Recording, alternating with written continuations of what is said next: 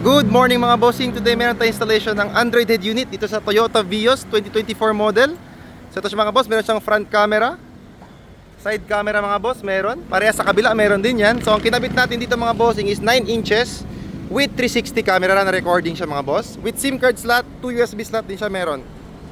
So pagkatapos na namin mag-calibrate mga bossing, so ito yung calibration cloth. Ito 360 din to. Camera niya sa likod. Tag na mga bossing AAA. So pasok tayo sa loob mga bossing para makita nyo po yung quality ng Android head unit. So steering control mga bossing working. Volume up tayo. Yan. Volume down. All working mga boss. 100% plug and play. As you can see mga boss, yung frame nya kasama na sa package yan. Fit na fit. Walang modification, walang trimming. Yan mga boss. Fit na fit yan mga boss. So let's check the head unit mga bossing. First of all, let's do the 360. Yan mga boss. Ito yung 360 nya. Yan. Kita nyo mga boss, bird's eye view. Kitang kita lahat mga bossing. So let's change front cam.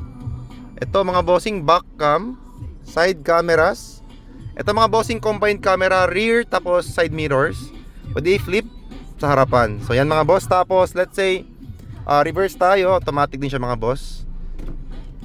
Then meron siya mga bossing certain apps. Ito, music, CarPlay, wireless, tapos Android Auto mga bossing, wireless na rin yan. Ito Android Auto, wireless na rin mga boss. YouTube, Maps, lahat yan bossing working. Tapos equalizer, meron din siya. And then we also have here 2 USB slots, 1 SIM card slot. Ito may SIM card ito mga boss, kaya meron na siyang data connection. So yung mga bossing, for more info, do visit our shop. We are here located at Pagadian City. Meron din tayo sa Zamboanga City mga bossing, sa Santa Maria. So ito yung shop natin sa Pagadian mga boss. So yan mga boss, fully booked tayo ngayon. Ito mga bossing, 360 din to. After nito, din naman yung kakalibrate namin. So abangan nyo yung video na yun. Peace!